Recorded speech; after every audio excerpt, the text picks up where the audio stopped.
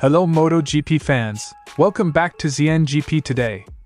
2 crashes in 2 key races, and yet Ducati team manager Davide Tardozzi believes Marc Márquez's mistakes are less about speed and more about focus. Speaking ahead of the French GP, Tardozzi gave candid insights into Márquez's errors and Ducati's effort to restore Pecco Bagnaia's full potential. With the spotlight on the Marquez brothers heading into Le Mans, Ducati's Francesco Bagnaia is quietly shouldering the pressure of expectation and frustration. While Pecco left Jerez with 2 podium finishes, his performance didn't match his own standards. Now, the 2-time world champion opens up about what's not clicking with his 2025 machine, the pressure from Ducati boss Gigi Dall'Igna, and the small but crucial margin separating him from the top. With the French Grand Prix on the horizon, Marc Márquez is preparing for a critical weekend at Le Mans. Just 1 point behind his brother Alex in the 2025 standings, the factory Ducati rider is looking to bounce back after a costly crash at Jerez. Following a productive post-race test in Spain, Márquez says he has things to retry this weekend, adjustments that could define his title challenge moving forward. After a surprise return to the podium at Jerez, Fabio Quartararo is keeping expectations in check ahead of his home race at Le Mans. The Yamaha rider stunned the paddock with pole position and a hard-fought P2 at the Spanish Grand Prix. But as he returns to familiar French asphalt, Quartararo warns that Yamaha's road back to the front remains long and uncertain. Don't forget to click subscribe button and the bell icon for MotoGP news update.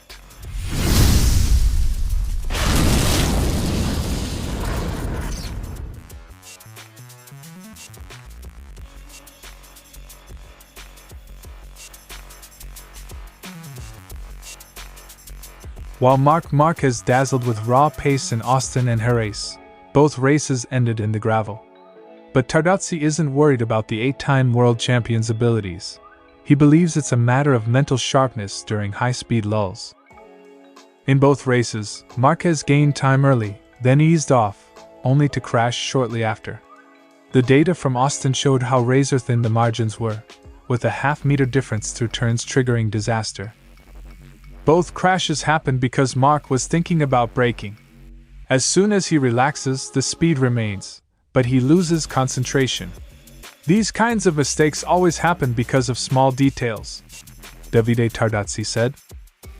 Tardozzi made clear that Ducati is backing both of its stars equally, and that the dynamic within the garage is well understood.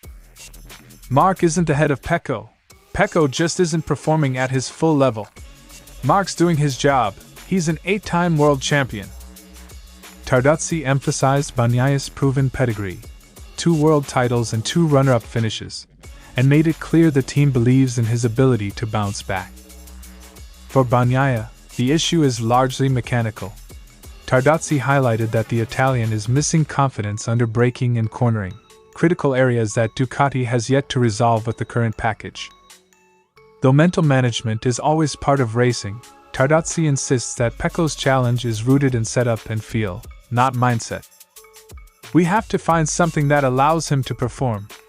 He lacks confidence in the final meters under braking and in corners. We need to improve technically. We always try to help our riders, it's a compromise.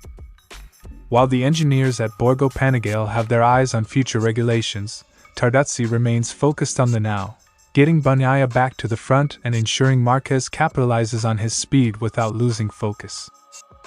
Gigi Dall'Igna is focused on 2025 and beyond. I'm focused on the present, helping Pecco return and keeping Marc mistake-free.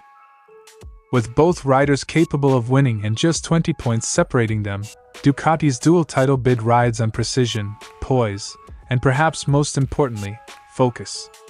As Le Mans looms, the mission is clear: keep Márquez upright and put Pecco back in command. Despite sitting just 20 points behind the championship lead, Bagnaia admits he's not feeling at home on his new Ducati. He believes the potential is there, but the comfort isn't, and that's impacting his ability to ride at the edge. It's not that you don't do it because you can't anymore. It's simply that you don't feel comfortable doing it, and that's why you can't push yourself to the limit. Pecco Bagnaia said. He adds that the biggest struggle right now is braking, particularly into Turn 9 at Le Mans, where he crashed last year. While he jokes about having learned more about left-hand corners, his message is clear: the small discomforts are adding up. Bagnaia didn't hold back when addressing expectations, stating that Ducati's Gigi Dall'Igna knows exactly what he's capable of, and so does he. Gigi knows exactly what my potential is. He knows I can win every race. That comment, left out of public interviews, reveals the internal pressure the Italian is facing, pressure to find that missing spark and return to his dominant form. On paper, Bagnaia's 2025 season isn't off to a bad start. 2 podiums in Jerez, competitive points in every round. But underneath that is a feeling of unease, an inability to replicate the sensations that made him champion. I'm not happy though, because I know that if I were happy with how I feel on the bike, I wouldn't be 20 points behind the leader. While others might be content with solid points hauls, Bagnaia isn't satisfied unless he's riding how he wants. And right now, he's not. Bagnaia isn't giving up. With 5 rounds down and many more to go, he sees the situation as more positive than it seems. But he's also realistic. If the feeling doesn't come back soon, title hopes could slip further away. Happiness also means riding the bike the way you want. Now heading into Le Mans, a track he calls interesting because of braking and long corners, Bagnaia hopes the work done during the Jerez tests will finally translate to the race weekend. As the spotlight shines on the Marquez brothers' title fight, Bagnaia remains the quiet contender.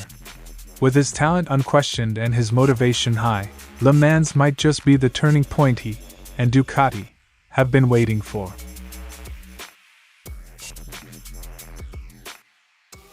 After topping the timesheets during the Monday test at Jerez, Marc Márquez left Spain feeling encouraged. While the changes tested were minor, the 8-time world champion says they showed promise. Le Mans, a contrasting layout to Jerez, will serve as a real proving ground for these developments. Friday's practice sessions will be key for evaluating whether the updates translate to a different circuit. Let's see. We have some things that we have to retry here at Le Mans to understand if in a different racetrack it is working well. Marc Márquez's statement. Despite strong showings in sprints and practice, Sunday mistakes continue to haunt Márquez in 2025. His fall at Jerez was the latest example of a recurring pattern. While he notes this is the year that I am crashing less, Márquez is keenly aware that those few errors have arrived on race day, and he's determined to cut them out as the title fight heats up. It's true that in Jerez we did a mistake again on Sunday that I need to avoid.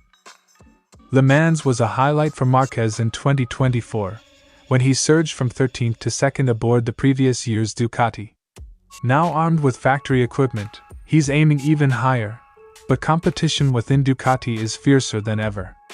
His brother Alex holds the championship lead, while Pecco Bagnaia has also shown strong pace at this track in past years.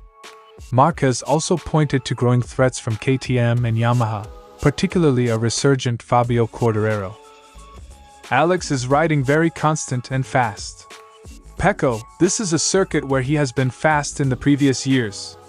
And KTM's and Yamaha, Quartararo, every time they are closer and closer.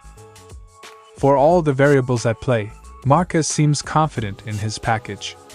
He described Ducati's base setup as good, with testing focused on refining balance rather than overhauling performance. The key for Le Mans will be translating that stability into results under pressure, in conditions that could again be influenced by unpredictable weather. More or less we have a good base, good balance, so we tried some setups and some things for the future. As the Moto GP grid arrives at Le Mans, Marc Márquez finds himself at a critical juncture in his comeback season. With his brother leading the standings and factory teammates pushing hard, the French Grand Prix could be a pivotal chapter in what is shaping up to be one of the most thrilling seasons in recent memory. For Márquez, the goal is clear: keep the speed, ditch the mistakes, and strike back in France.